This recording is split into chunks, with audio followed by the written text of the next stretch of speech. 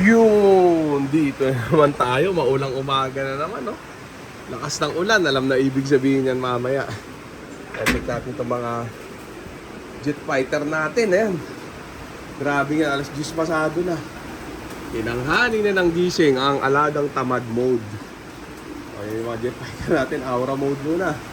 Gutom na. Yan sila, oh. Oh, check nyo mga kondisyonan kung nag-improve. Ayan, oh. Ayan, yung iba naglalagas na yung mga batok. Naglulugon na, natuloy na yung lugon. Inaudlot na lugon nung nakaraan dahil nadali nung tinetesting na gamot. Naging paurungan tubo, pilipit. Ayan. Matala, pakainga muna natin sila ng matinding chicha nila. Racer Mix. The Wingmaster, wala pa rin si Daggett, hindi na bumalik. Ano? O, check natin itong mga to. 28 piraso, yan sila. Napakan. Ganyan lang teknikan natin. Okay naman. Yan, o. Okay naman ang kain nila. Ayan, mabibilis tumuka. Pero ano lang yan, semi-peak. Semi-peak yan, yung ganyan.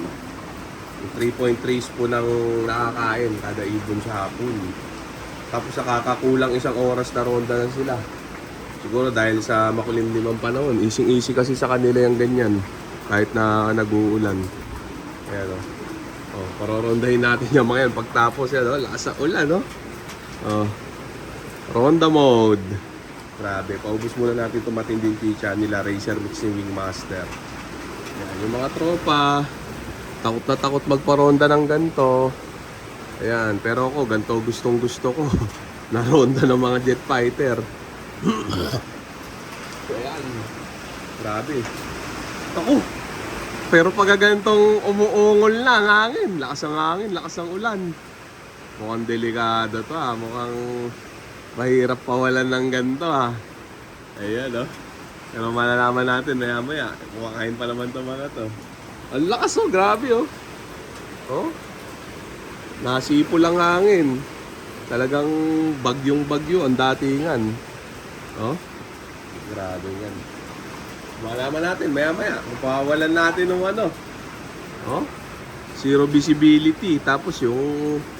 Kita nyo yung kalansing ng ulan sa yero. Lakas, oh. Oh. Oh, check natin sila. Ayan na. Paubos na yung matinding chicha nila. Hindi ko na pinaliguan itong mga to ng buong linggo. Libre ligo sa ulan itong mga to. Paliliguan ko pa. Diba? Ayan, oh. Natutuwa ako at nakita ko naglulugon na yung mga batok ng mga ano nila. Yung mga pinakabata. Ayan, oh. Naka-recover na sa pagkakasira ng balahibo. Magagaspang. Ayan, o. Oh. Kailangan mag-level up to mga to. Ayan, o. Gutom na gutom pa. Gusto pa, o. Magandang sinyalis to para sa mga jet fighter natin. Medyo nagpipik na ng onte. Semi-peak. Ayan, semi-peak ang tawag to dyan. Ayan, pero maganda na maipukul to mga to. Ayan, o. Gigil na gigil, eh. Wala paano makapagpukol? Isang linggo ng ganito. Yan, no? Mag-iisang linggo ng ganyan. Kailangan umaraw na kahit onte. Para dire-diretso yung training ng mga to. Naputol ang momentum. Yan, no? Mexico, Pampanga na sana tayo, 90 kilometer. Yan, paparonday na natin.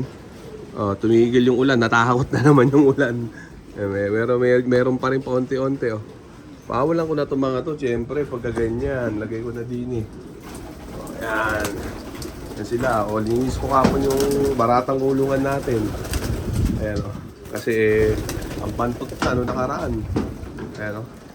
O, pag nagkakaamoy lang, doon ko lang nililinis. Ayan. O, doon tayo, kabilang side. Ganyan lang, paulit-ulit na sistema.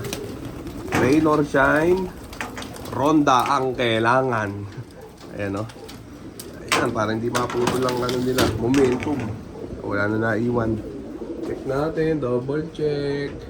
Minsan may mga nagtatago sa perks.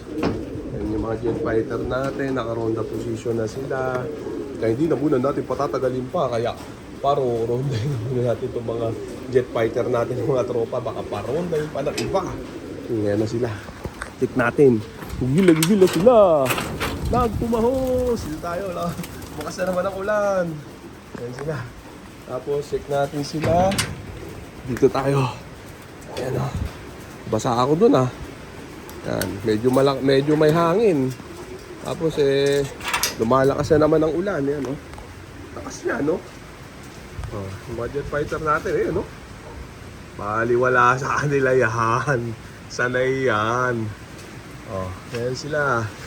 Ulan kung ulan. Ronda ang kailangan. Ayan o. Ganyan lang discarte sa mga jet fighter natin. Rain or shine, ronda twice a day. Ayan ha. O lakas oh. O kita nyo. No tricks, no cut, no edit. Ayan. O. Wala nang pinaparonda natin kahit na buwabagyo. May bagyo ngayon sa parte norte. Ayan. Kaya dito malakas ang ulan. Walang tigil. Araw-araw.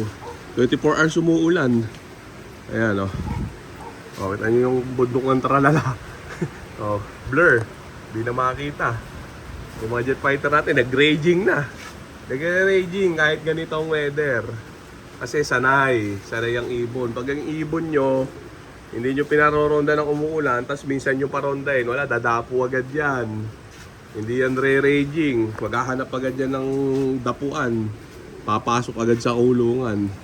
O kita nyo yung ibong pinaroronda sa ulan araw. Sanay na sanay, kahit napawalan, nang umuulan nagre-raging po siya.